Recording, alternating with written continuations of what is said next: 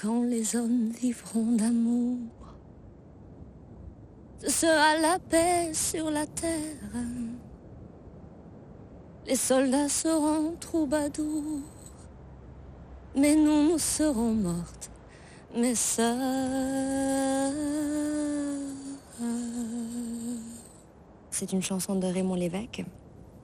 Et elle a été inspirée, elle est née du déchirement finalement des difficultés de la guerre d'Algérie. Donc j'ai l'impression que c'est un point musical et un lien qui va être toujours là entre le Québec et l'Algérie.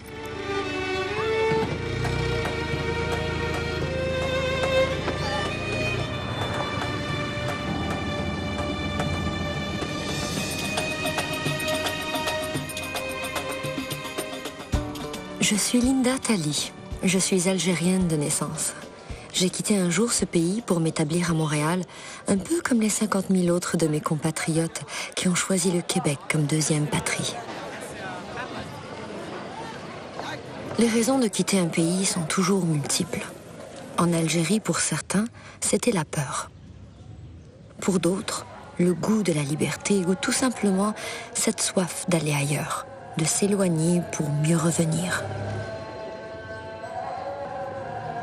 En même temps, on peut quitter le sol d'un pays, mais on ne peut jamais quitter son âme. Aujourd'hui, j'aimerais vous montrer à la fois cette Algérie au côté clair et aussi courageusement l'autre Algérie, celle où tant de mes compatriotes ont été blessés ou déçus. Cette histoire est la mienne, mais aussi celle de 3 autres Algériens de Montréal. Ces personnages se nomment Zahia Belbachir, une designer de vêtements, Fouad Filali, un restaurateur du Vieux-Montréal, et Karim Akouche, un poète dramaturge originaire de Kabylie, cette partie d'Algérie habitée par les Berbères. Voici leur regard et le mien sur cette Algérie, ce pays de 35 millions d'habitants, qui il y a 50 ans, en 1962, obtenait de dures luttes son indépendance.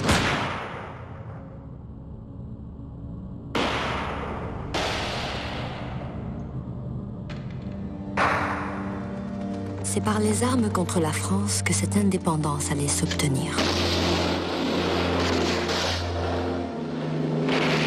Une rébellion pour mettre un terme à 130 ans de colonialisme et d'humiliation. Une guerre de maquis qui s'étendit de 1954 à 1962. Ce que l'histoire appellera la guerre d'Algérie fit plus d'1,5 demi-million de morts.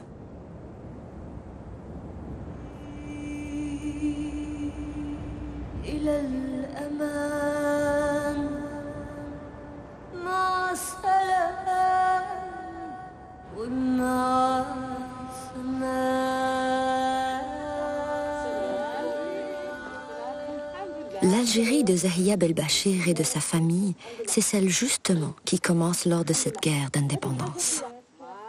Ça, c'est les terres de mes grands-parents. Donc c'était la maison familiale au temps de la France, donc juste derrière vous. Donc c'était la ferme. Bien sûr, elle était plus construite que ça, mais étant donné qu'elle a été bombardée, ben, fait ce qui reste. Les souvenirs des atrocités de la guerre d'indépendance, Zahia les a souvent ressentis, devinés à travers le lourd silence que son père, un résistant de la guerre d'Algérie, a toujours gardé sur cette période, du moins jusqu'à aujourd'hui. Nous vivions très bien ici avec mes frères et mes sœurs. Nous avions tout ce qu'il fallait. Puis, les Français sont arrivés. Ils ont détruit notre maison. Nous avons dû fuir. Ils ont tué tout le bétail.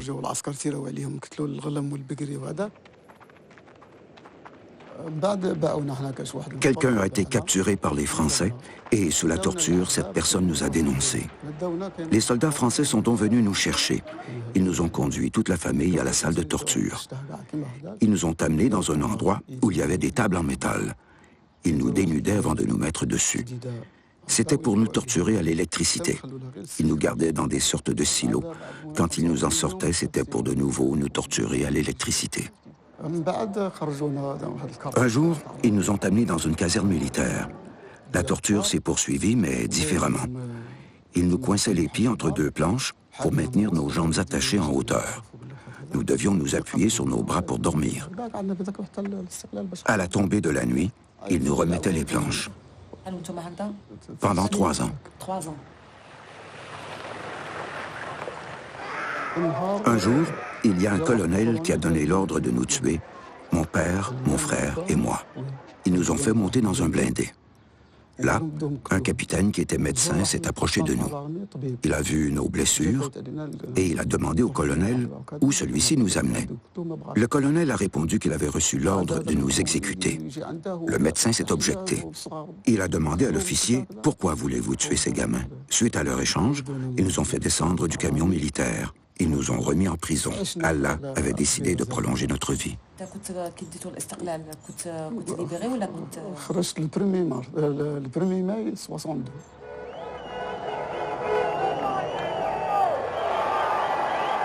5 juillet 1962, l'Algérie célébrait son indépendance.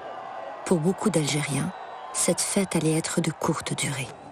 Dans les mois qui suivirent, près d'1 million d'Algériens de souche européenne, ceux qu'on appellera les pieds noirs, principalement des Français, quittent en panique l'Algérie en raison des massacres qui ont éclaté un peu partout dans le pays.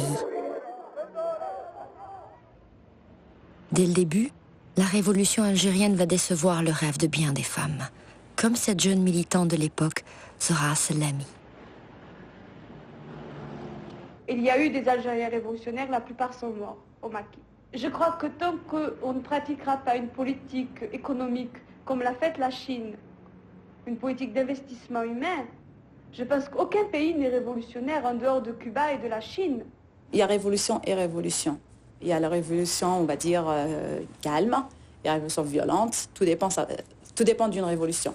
C'est clair qu'en 2012, on est stagné sur 62. De 62 à 2012, je ne vois pas vraiment de changement extraordinaire. Au niveau des partages des richesses, hein, c'est toujours la même chose. Hein. C'est toujours les mêmes têtes, c'est toujours les mêmes principes. C'est toujours, ils ont changé un petit peu le jeu, mais les pions, c'est toujours les mêmes. Hein. Donc, ça pas vraiment. C'est un jeu d'échecs assez compliqué, spécial Algérie. Hein. L'indépendance, qu'est-ce qu'elle vous a apporté sur le plan personnel? Sur le plan personnel, rien du tout. Avant l'indépendance et après l'indépendance, c'est à peu près la même chose. Pour les femmes, pour vous-même? Pour les femmes, pour moi, c'est absolument pareil. Pour moi, ça n'a strictement rien apporté. Pour les femmes en général non plus. Si ce n'est qu'on a fait des grands discours, qu'on a déclaré l'égalité de l'homme et de la femme, mais que dans les faits, il n'en est rien, c'est tout. En fait, ce qui change, c'est juste la date, mais sinon, les faits sont les mêmes. Ça n'a pas changé depuis. Donc, c'est toujours l'inégalité entre les hommes et les femmes. Mais moi, personnellement, je serais mal à l'aise avec une femme présidente en Algérie. Parce que c'est notre culture, c'est nos racines. C'est comme moi, je suis mariée et j'aimerais pas que moi, je commande mon mari. J'aimerais pas ça. J'aimerais que c'est lui. Je veux sentir cette autorité de l'homme. C'est exactement la même chose. Hein. Je l'accepte parce que c'est comme ça, puis ça s'arrête là. Qui confine les femmes juste dans les cuisines, je suis pas d'accord, parce qu'ils ont droit quand même à l'éducation, à travailler, certaines libertés, mais encadrées en fait.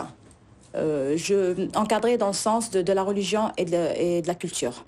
Donc, il ne faut pas non plus liberté pour liberté. Il ne faut pas non plus aussi dépasser certaines traditions que moi, je trouve qu'elles sont bonnes, quoi.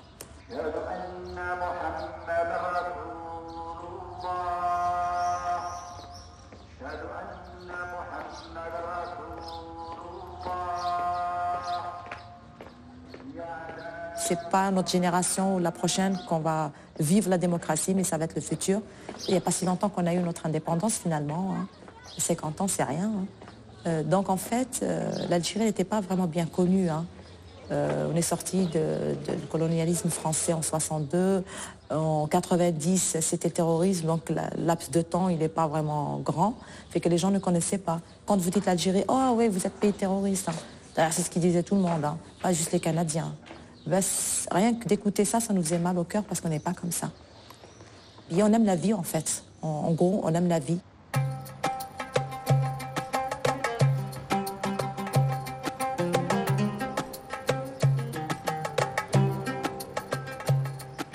Un pays, c'est aussi une culture qui s'exprime de 1001 façons.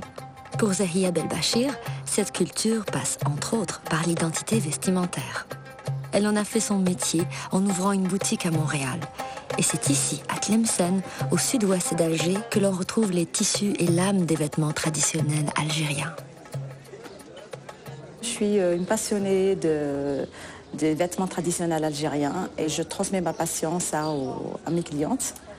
Et puis, ce qui me fait le plus plaisir, c'est pas plus la communauté, parce qu'ils connaissent le costume traditionnel algérien, c'est plutôt la communauté de Montréal, parce que Montréal, vous savez, c'est multiculturel. Hein. Et puis, j'avais des clientes italiennes, québécoises, et surtout haïtiennes, la communauté haïtienne aussi. Et puis, ils sont là, waouh, mais c'est beau, mais c'est magnifique. Et puis, j'ai adapté le costume à leur façon. Rien à dire, tu sais, c'est vraiment un vêtement de mille et une nuits, il n'y a pas à dire. Hein. C'est très beau. C'est vraiment un vêtement typique. Puis...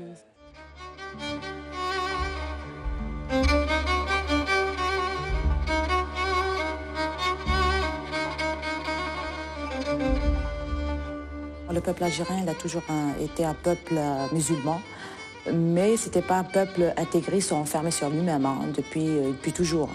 Nos grands-mères, nos arrière-grands-mères, elles étaient couvertes, mais sans porter, sans se couvrir tout carrément comme demandaient les intégristes, c'est-à-dire de mettre le niqab ou le tchador qu'ils nous ont importé de l'Afghanistan. C'était pas un costume religieux, tiens, couvre-toi et puis sors. Non, c'était pas ça du tout. Quand j'ai quitté l'Algérie, je l'ai quitté en 89, mais j'ai laissé les femmes avec le haïk que ma mère, elle portait, la voisine, elle portait. C'est comme un grand voile, en fait. Mais ce n'était pas porté dans le sens religieux, mais c'est plus culturel. C'était un vêtement qui couvrait la femme, c'est-à-dire il y a le côté pudique de la femme, mais aussi à côté le côté sensuel, sexy, hein, parce que le haïk, il était vraiment, il n'était pas opaque, il était un peu transparent. En fait, dans la lumière du jour, on voyait quand même la forme de la femme, où est-ce qu'elle portait en dessous, en fait, des belles robes, des choses comme ça. Donc en fait, c'était vraiment pas un vêtement qui opprimait la femme. Au contraire, hein, ça faisait partie de sa sensualité.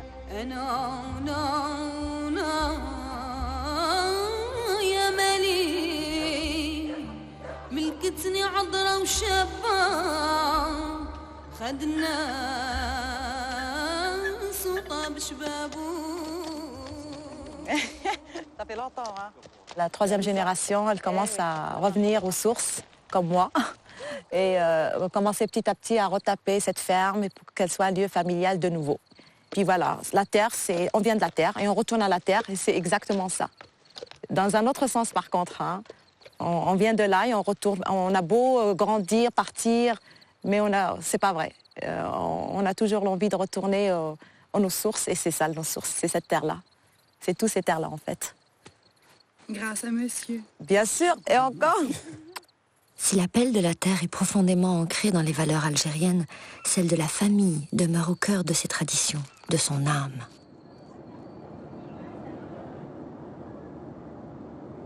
Pour le Montréalais Fouad Filali, revenir en Algérie, c'est retrouver ce qui cimente solidement la société algérienne, c'est-à-dire la famille, les amis et ce plaisir constant d'aller vers l'autre.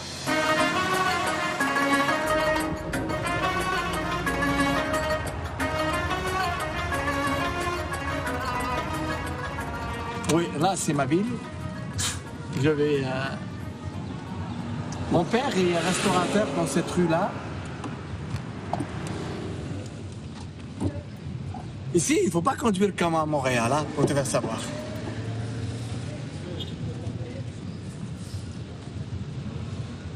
Ça commence déjà l'odeur, regardez, des fruits, des oranges, l'odeur des gens, l'odeur de la rue, l'odeur de tout ce que vous voyez ici.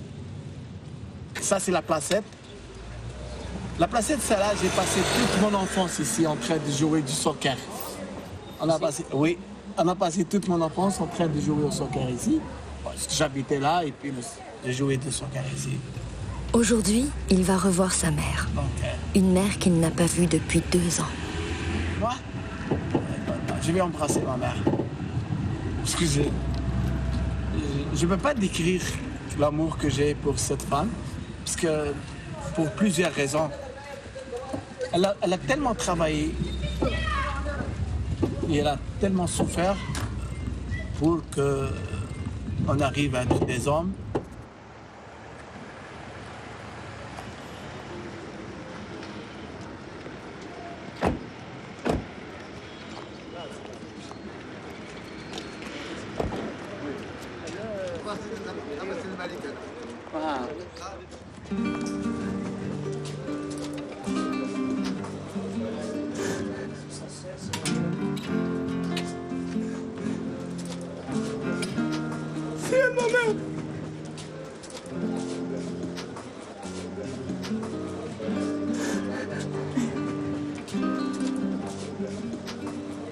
Oui, la famille algérienne.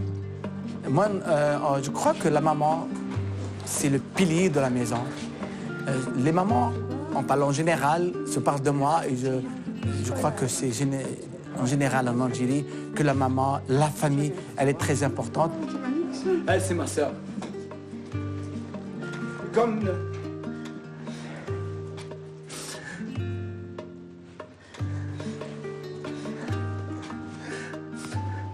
parce qu'elle vit seule ici. On est 8 et tous ses frères et sœurs, ils sont à l'étranger. Et elle est seule ici avec moi.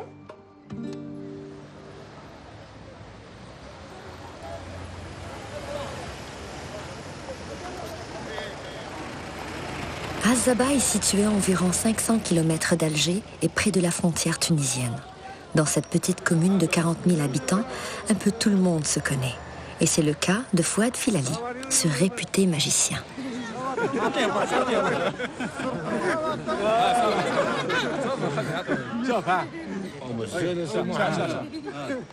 qu'il y a des gens qui ne croient pas. Voilà.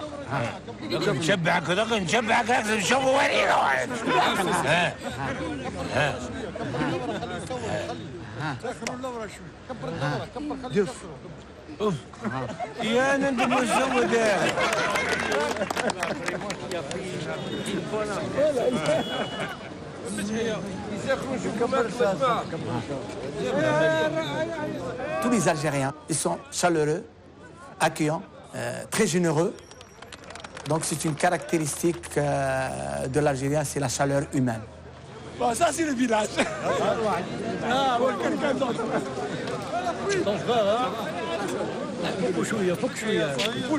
Ça, il travaille chez mon père. Il travaille chez mon père. كنت تستخدم مويه في الكوزينه ولا في الكوزينه؟ في الصاله. وفي الصاله زربانه. Lui, lui c'est un gars qui a travaillé avec moi à la sidérurgie de Annaba. À la sidérurgie de Annaba. Nous, on touche. Nous avons, parce que le toucher, lorsqu'on parle, on touche comme ça. Et on prend notre copain comme ça, on prend notre copain à la main, on le prend comme ça. Mais ça, c'est naturel pour nous. Tandis que les Québécois, lorsqu'ils nous regardent, ils disent, c'est quoi ça? Il y a quelque chose, il n'y a rien. C'est juste une culture de toucher dans les musulmans, arabo-musulmans. Donc, il n'y a rien entre les hommes si vous voyez deux hommes en train de se toucher ou parler. Oui, mais ça va y aller.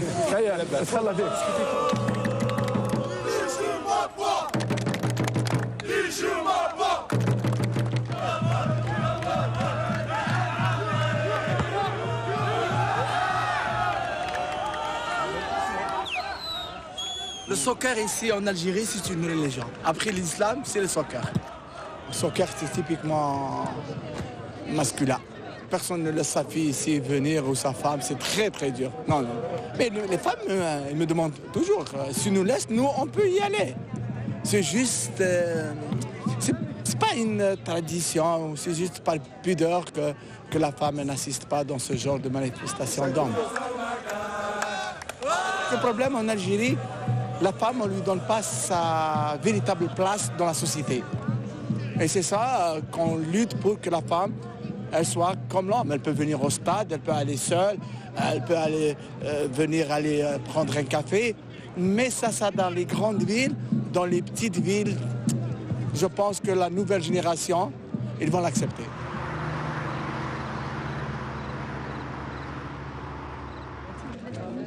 Comme ancien professeur de lycée, Fouad Filali est préoccupé par le niveau de qualité de l'éducation, un niveau qu'il trouve urgent d'améliorer en Algérie. Ce qu'on veut, le défi actuellement en Algérie, c'est avoir de la qualité. La qualité, actuellement, ils sont en train de voir des instituts spécialisés pour avoir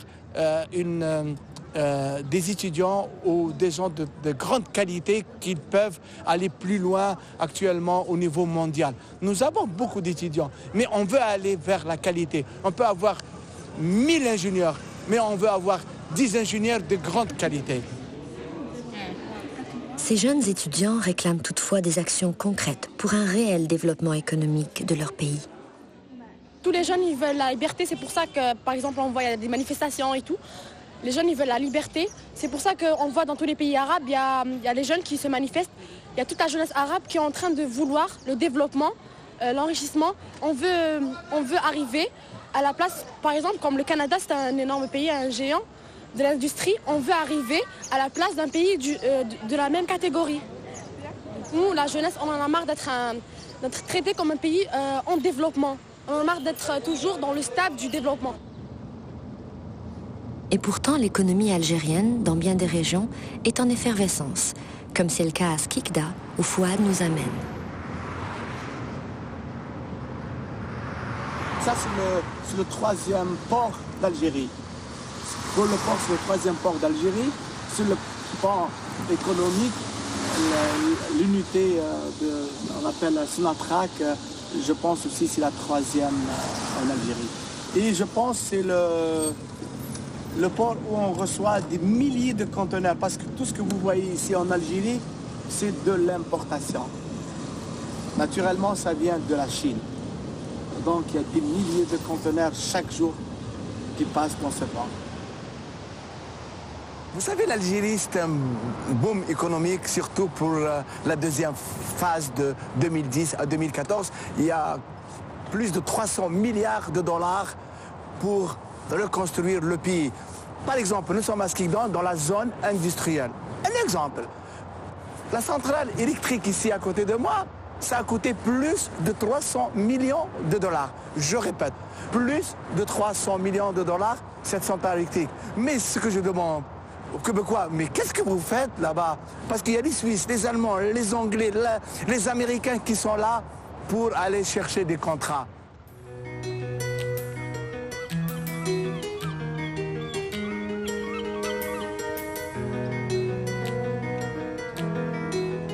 Mais il n'y a pas que l'économie qui définit un pays.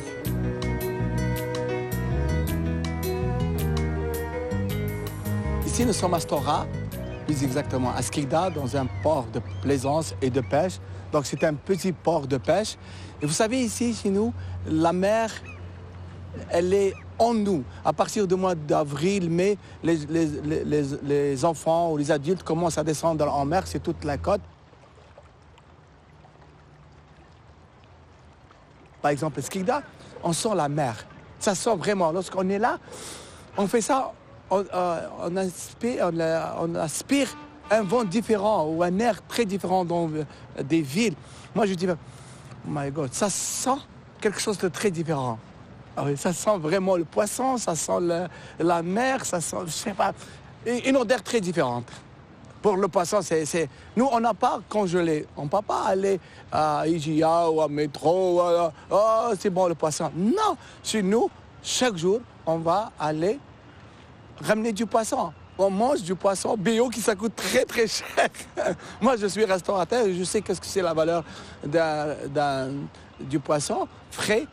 Si vous aimez descendre dans le port, à partir de 4 heures de l'après-midi, les pêcheurs rentrent, c'est à vous d'aller choisir et négocier. Si on vous dit ça coûte par exemple là, en dollars, 10 $ le kilo, on dit oh non, jamais, non, on négocie et puis on tombe à 5 $ le kilo. En Espagne, elle fait 40 euros le kilo. Ici, c'est 80 000, 800 dinars. Il adore le poisson. Eh bien, il a raison. Il profite à fond. Parce qu'ailleurs en Europe, c'est trop cher. Hein. Chez nous, c'est moins cher. Hein. L'Algérie, c'est un pays vierge. Hein. On profite à fond. C'est un secret. Bien sûr. C'est un très beau pays. On l'aime. Hein.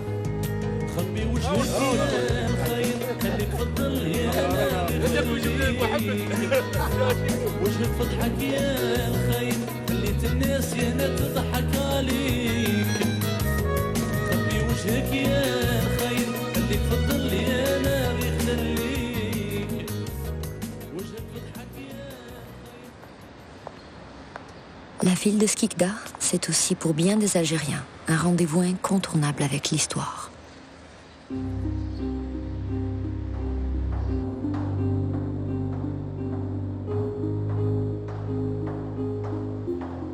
Vous savez, si on parle du 50e anniversaire de l'indépendance, on ne peut pas ne pas parler de ce 20 août 1955 où la France a ramassé en ville de 17 ans à 70 ans, enfants, adultes, vieux, femmes, filles, les ramener du centre-ville, les ramener ici dans le stade. Ils ont fait un massacre collectif, pendant toute une journée. Ils ont tué des milliers des innocents. Comme ça, dans la rue, on ramène, on tue. Et puis, ils ont fait une fossée, plusieurs fossés. Ils l'ont enterré, ça c'est une journée que ça reste dans la mémoire de chaque Algérien et surtout des Algériens qui habitent la région. C'est une journée, c'est pour cela qu'on fête chaque année le 20 août 55 pour fêter nos martyrs. D'autres nuages allaient assombrir bientôt la jeune histoire de l'Algérie.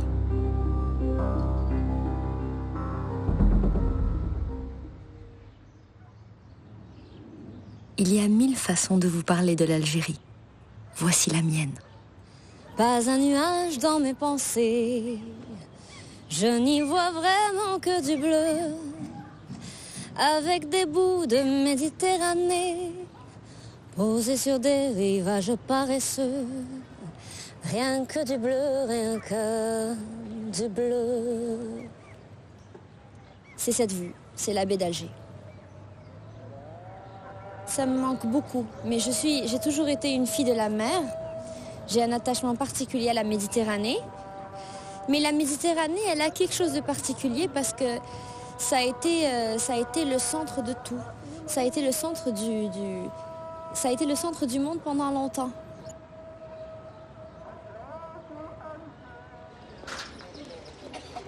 Je suis née en Algérie, en fait je suis née à Oran. Et j'ai grandi à Alger. J'ai vécu à Oran jusqu'à l'âge de 5 ans et puis le reste du temps, jusqu'à l'âge de 16 ans, j'ai été à Alger. Safa. Tia Safa ou Tia Marwa. Là, on se trouve dans une des ruelles de la Casbah, de la vieille ville dans Alger. C'est ce lieu, c'est mythique parce que, oui, ça a été le berceau de la révolution algérienne contre l'occupation française. Donc, entre 1954 et 62.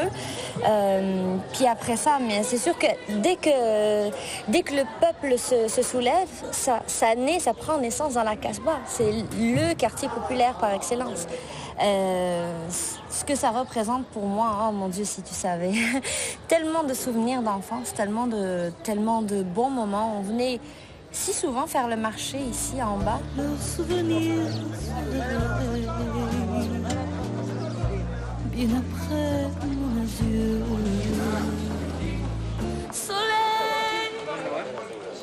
Soleil de mon pays perdu.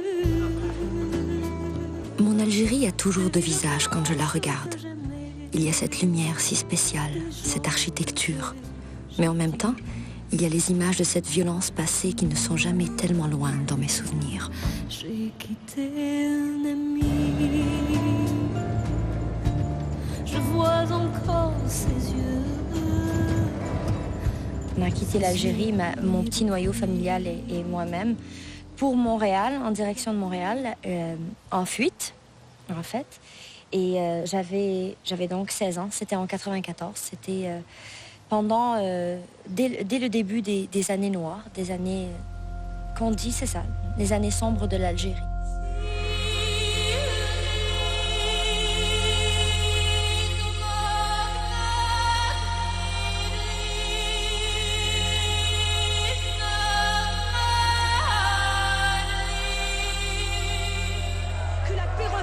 l'Algérie.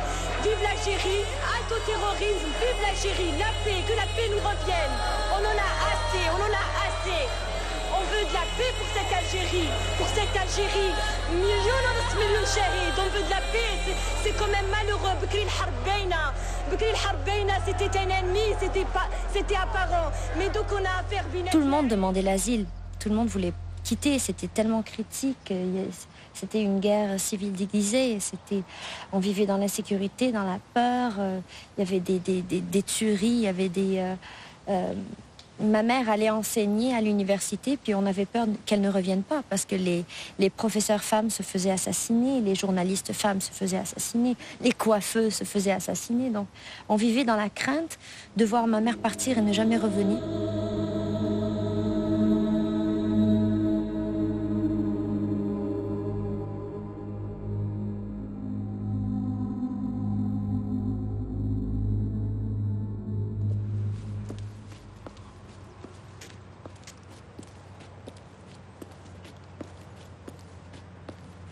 En 2005, quand je suis venue donner justement un spectacle ici, ça faisait depuis 88 que j'étais pas revenue au Cassif. Donc à la fois j'avais un mélange de grand bonheur et en même temps j'avais peur.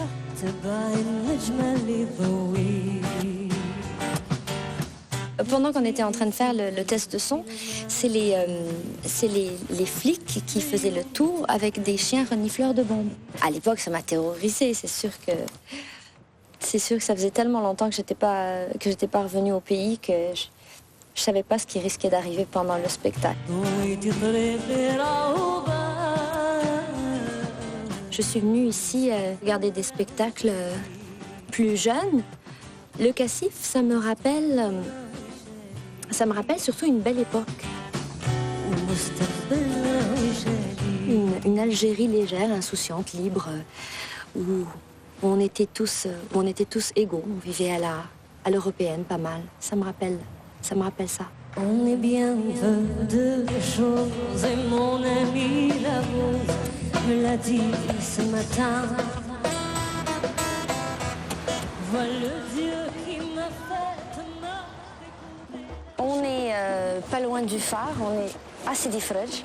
Et ici, à cette plage-là, la plage ouest, c'est là que les Français ont débarqué en 1832. Finalement, ici, c'est l'endroit de toute mon enfance. C'est ici, tu vois, ici, je plongeais, ici, je nageais.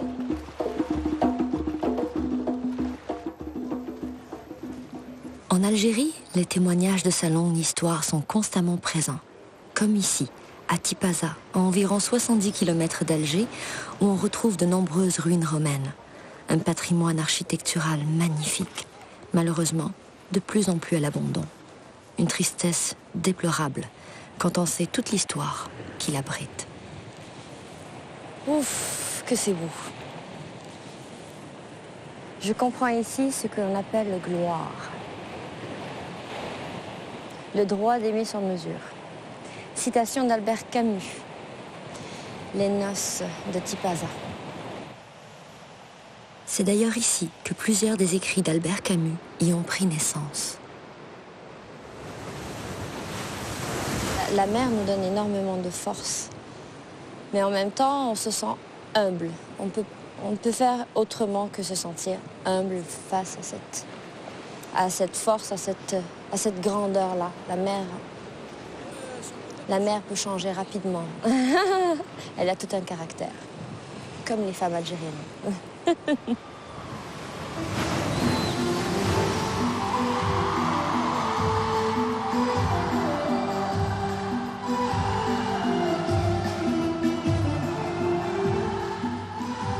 Si la journée de la femme est célébrée chaque année de cette façon, sur le terrain, cette apparente légèreté masque une réalité tout autre.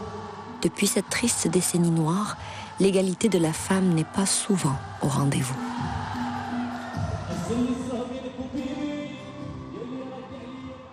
Avec la montée de l'intégrisme, j'ai l'impression que tout ce qui représentait l'Occident, tout ce qui représentait aussi l'émancipation de la femme, était visé. Donc, tout ce qui était mécréant, tout ce qui était étaient considérés comme ennemis. Là, je veux dire, on le sent qu'il y a eu une dégradation. Les filles ne se sentent plus à l'aise à aller marcher toutes seules. Elles se sentent obligées de se voiler. Pas toutes. Il y en a qui le font par conviction, je vous l'accorde, mais... Ouh là là, je veux dire, ça se sent qu'elles ne veulent pas se faire embêter, alors elles plient les chines.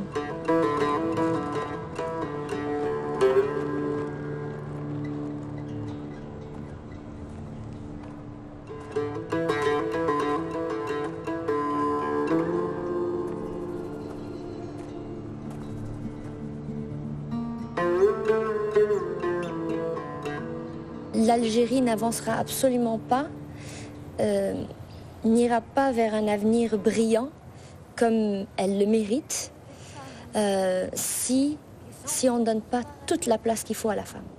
Elles iront prier, pieds nus sur le sable, cœur vif sur le sable, puisé dans leur âme, l'espoir dans la noirceur, l'espoir dans la rancœur, la lumière sans la peur.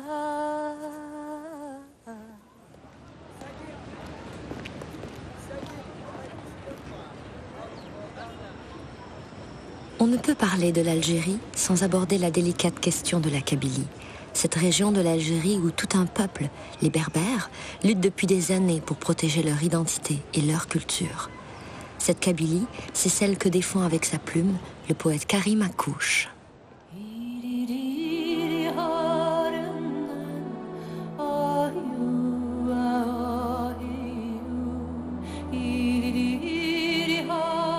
L'histoire de la Kabylie comparable à ce cortège de nuées implacables.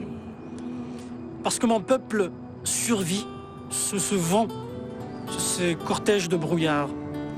Il rame à tâtons, il avance dans le flou, il se cherche une issue. Mon peuple, c'est ce peuple qui refuse de disparaître.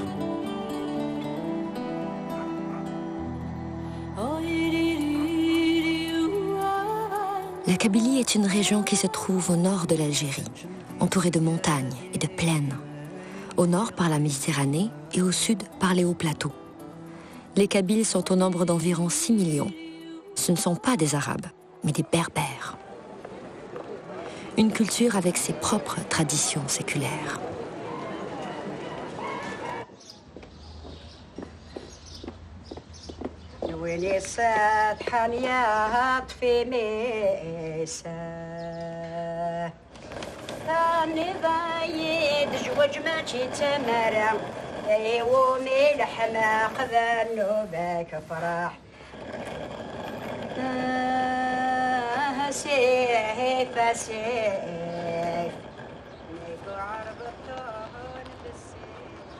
Karim Akouche est un jeune poète kabyle, romancier, dramaturge.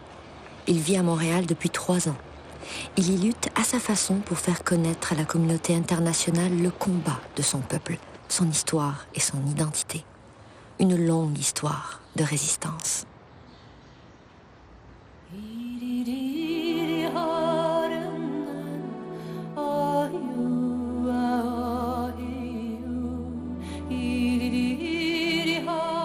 À la base, il y a un viol constitutionnel, historique, culturel, juste après l'indépendance, lorsque on a donc botté le cul aux Français en 62.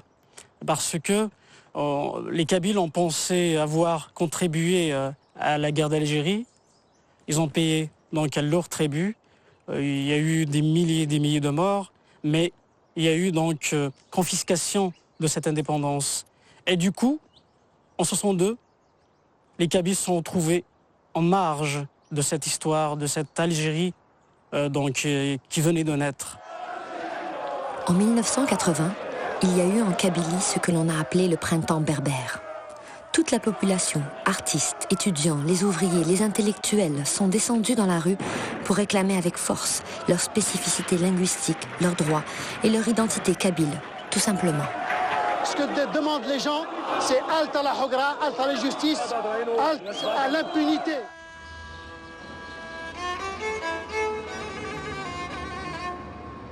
Voici Béjaïa, la deuxième ville en importance en Kabylie après sa capitale Tizi Ouzou. Béjaïa est considérée comme le cœur culturel et patrimonial de cette société. Toutefois, depuis quelques années, des signes alarmants inquiètent Karim Akouche.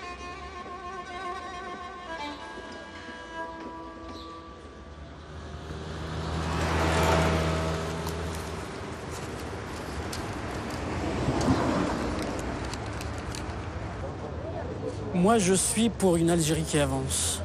Quand je vois des tabous, par exemple, la femme n'a pas le droit de prendre un café sur une terrasse, ça me révolte. J'ai remarqué, par exemple, la forte présence du voile au sein de la société kabyle. Ça, vraiment, c'est un fait nouveau. Avant, ça n'existe pas.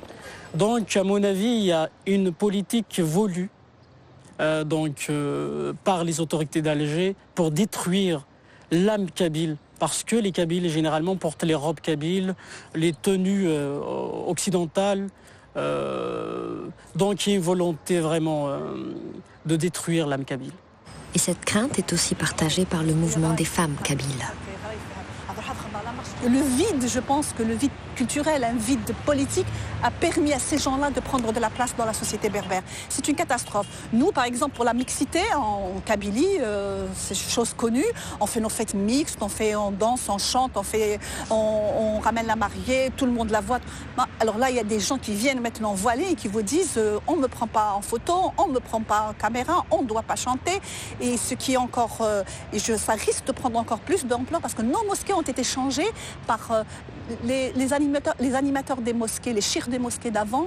Ce ne sont pas les mêmes que de maintenant. Ce sont ceux qui sont ici dans les universités islamiques, donc qui sont très rétrogrades. Donc vraiment, il faut tirer la sonnette d'alarme.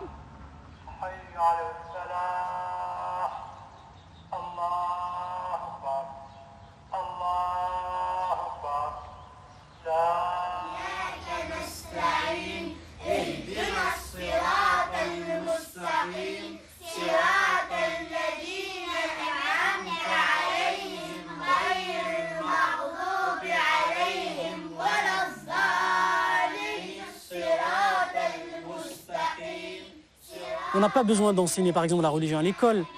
La religion, ça fait partie de la sphère privée. Il ne faut pas étaler ça au grand jour pour, c'est-à-dire essayer, je ne sais quoi, obtenir une place au paradis.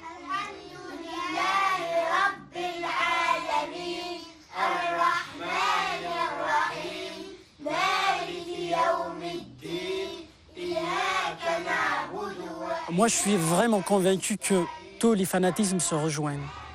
Moi, je l'appelle d'ailleurs l'islamisme radical, le péril vert, le fascisme vert.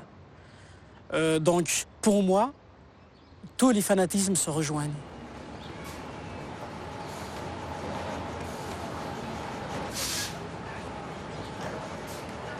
L'école algérienne est sinistrée, est malade. Elle est en train de de ranger les tripes de la société algérienne. Toutes les sphères de la société algérienne sont atteintes.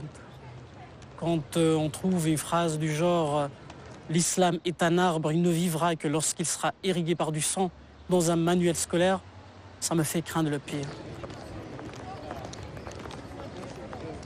Il y a un danger qui guette la culture kabyle et l'identité kabyle, parce qu'il y a une politique d'islamisation et d'arabisation des autorités d'Alger. Même comme ici à l'université de Béjaïa, j'ai l'impression que la lutte pour la langue kabyle n'est pas tout à fait gagnée. Personnellement, pour moi, c'est pas très important. Parce que c'est pas une langue avec laquelle on pourrait avoir un avenir, enfin personnellement. Mais il y en a ceux qui tiennent vraiment.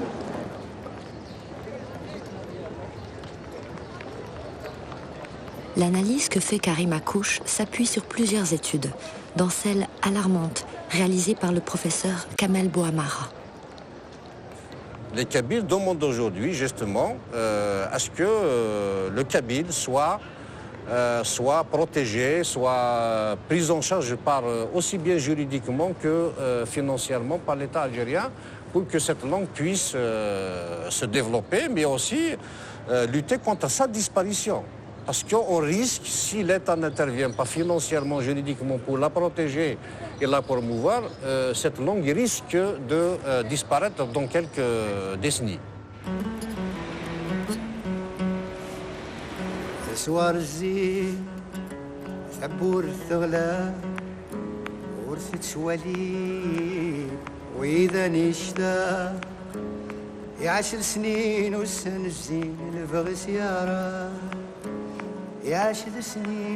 Depuis plusieurs années, ce sont les artistes qui défendent sur tous les fronts l'identité kabyle.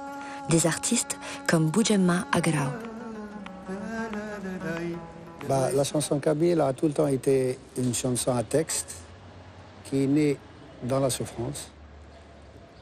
La chanson kabyle, la chanson engagée kabyle, c'est un peu la continuité dans l'histoire. Juste après l'indépendance, on était un peu opprimés. Notre langue était opprimée. Et grâce à la chanson kabyle qui a commencé à revendiquer déjà notre identité, qui a parcouru les villes pour essayer de dire qu'on est là, c'est-à-dire que la chanson kabyle, c'est résistance, résister et dire aux gens que le terrorisme, on peut le vaincre à la condition qu'on soit mobilisé, qu'on soit unis, de façon à ce que ces gens-là ne nous fassent pas peur. Au contraire, il faut que c'est à nous de leur faire peur.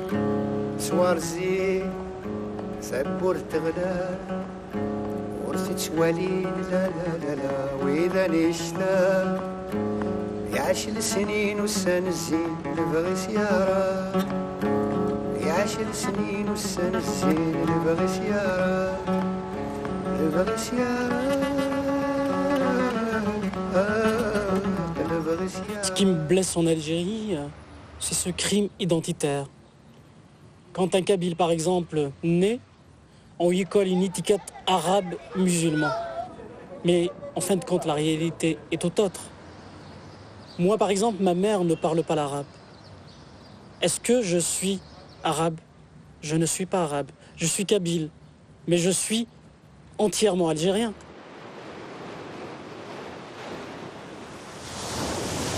Un peuple qui n'a pas d'État est condamné à disparaître. Un peuple sans État va subir l'État des autres peuples. C'est pour cela que le peuple kabyle doit avoir son État autonome au sein d'une Algérie plurielle. Moi, j'ai dit quelque part que l'histoire ou le temps qui avance, qui cavale, ne fait pas dans la dentelle. Il saisit, il prend avec lui, il conduit avec lui celui qui combat, il traîne, il laisse derrière lui celui qui flanche, celui qui capitule.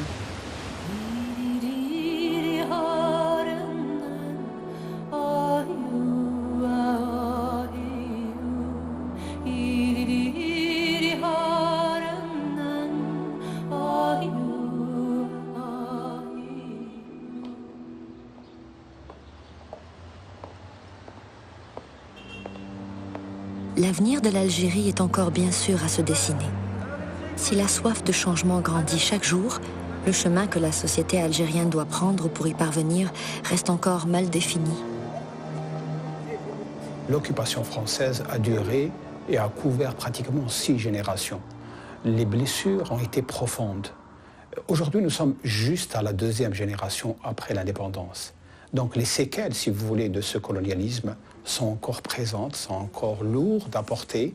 Et les gens, même la nouvelle génération, si elle n'a pas vécu ces atrocités, elle les porte en elle-même et elle les sent. On ne peut emprunter la même route qu'ont pris nos pays voisins comme la Tunisie ou la Libye. Leur révolte n'est pas la nôtre. Les cicatrices de la guerre civile des années 90 sont encore trop vives en Algérie. Il y a eu plus d'1 million d'enfants traumatisés dans notre pays. Malheureusement, la prise en charge psychologique n'a pas concerné beaucoup de monde. On estime que peut-être 30 000 enfants, 40 000, 50 000 ont été pris en charge. Mais le reste n'a pas été pris en charge.